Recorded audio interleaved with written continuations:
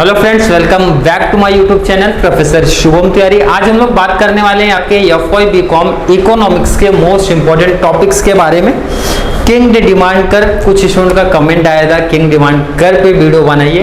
Otherwise economics पे 13 lectures हमारे हुए थे, बट किंग डिमांड का कुछ बच्चों ने कमेंट किया था किंग डिमांड कर भी लीजिए। तो किंग डिमांड कर पे वीडियो हम लोग ने यहाँ पे चालू किया बनाना। तो देखिए, किंग डिमांड कर पहले तो कॉन्सेप्ट आपको पता होना चाहिए। ये कौन से मार्केट में अप्लाई होता है? हमारा ओलिगोपोली मार्केट। ये कॉन्सेप्ट पहले समझना है तो आपको ओलिगोपोली मार्केट का meaning and proper concept clear होना चाहिए। तो आपको ये कॉन्सेप्ट समझना थोड़ा सा इजी हो जाएगा।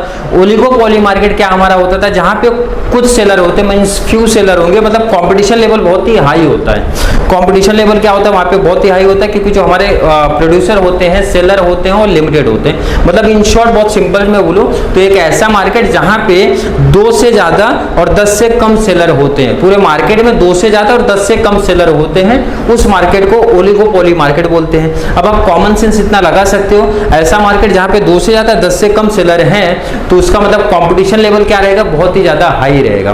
क्लियर? तो वहां पे जो नेचर ऑफ डिमांड कर्व है वो फिक्स नहीं किया जा सकता है। अदर मार्केट में कैसा था? फिक्स हो जाता था, बट यहाँ पे अनसर्टेनिटी यहाँ पे आपको दिखाई देती है। क्यों?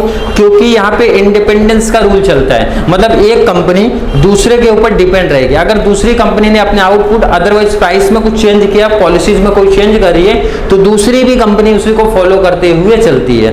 क्लियर? अब देखो, डिमांड कर्व जाने से बेस्ट मतलब पहले अपने को क्या करना है, ये दोनों कॉन्सेप्ट अपने को क्लियर कर लेने हैं। ये जो कि हम लोग ने 12th में types of price elasticity of demand में ये कॉन्सेप्ट बहुत अच्छे से देखा और समझा है। Relatively elastic demand and relatively inelastic demand क्या होता है?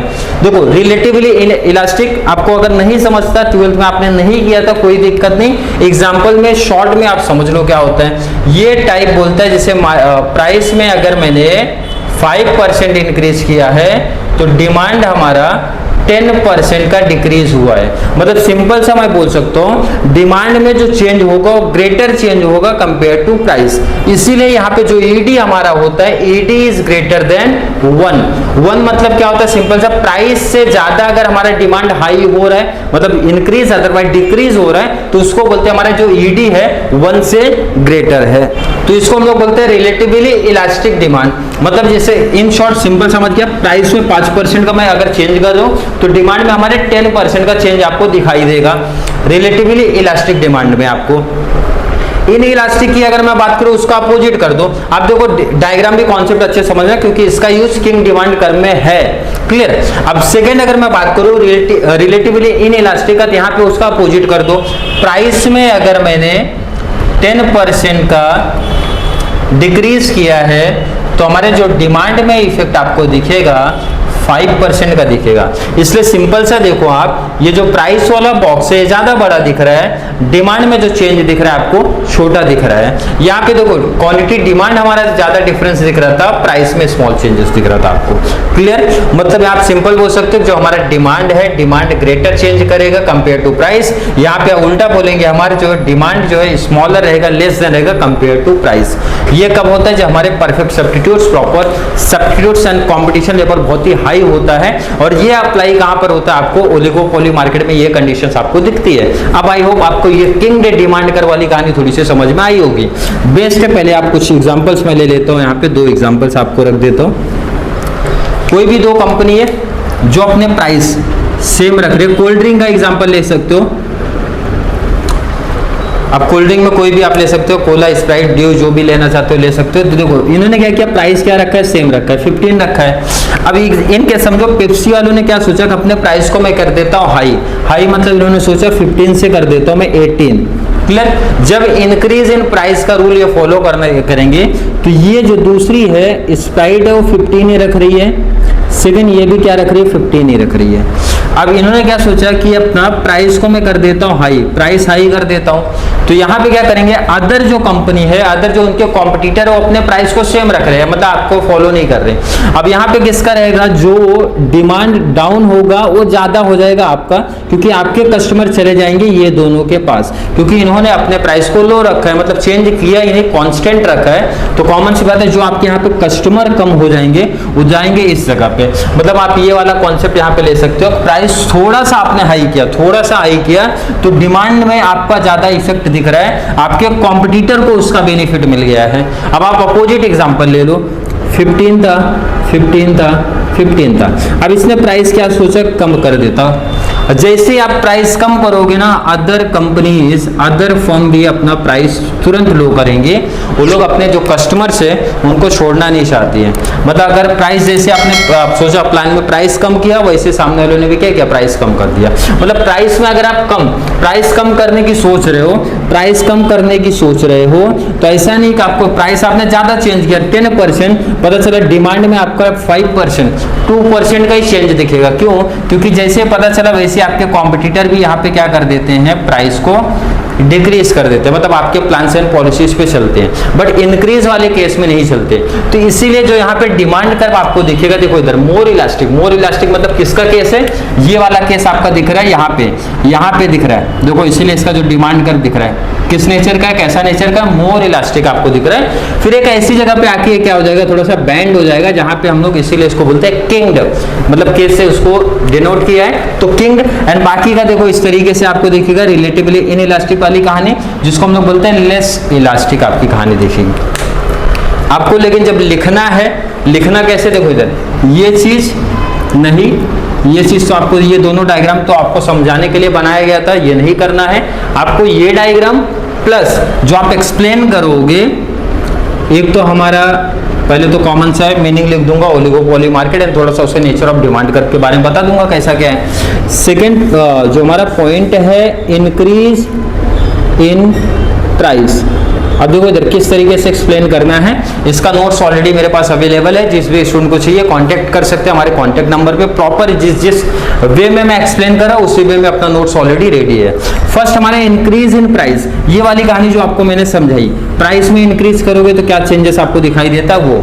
सेकंड उसका उल्टा, देखो जो यहाँ पे लिखा है, इंक्रीज के बाद आपका आ जाएगा decrease in price. Price decrease करोगे तो आपके कॉम्पिटिटर पे इसका क्या इफेक्ट देखेगा, आपके डिमांड पे क्या इफेक्ट देखेगा, उसके बारे में आपको बताना है। थर्ड आपका रिजिड प्राइस, इसी वजह से ओलिगोपोली मार्केट में जो प्राइस होता है ना फिक्स हो जाता है। रिजिड प्राइस मतलब जल्दी चेंजेस नहीं दिखेगा आपको उस मार्केट में। क्यों नहीं दिखेगा, दोनों इफेक्ट आपने देख लिया। इसीलिए जो ओलिगोपोली मार्केट है, जो प्राइस है वो क्या रहता है, रिजिड नेचर का रहता है, मतलब फिक्स नेचर का दिखेगा, जल्दी आपको चेंजेस नहीं दिखाई देगा उस मार्केट में। ये तो हो गया डायग्राम, आपको इस तरीके से यहाँ पे दिख जाएगा।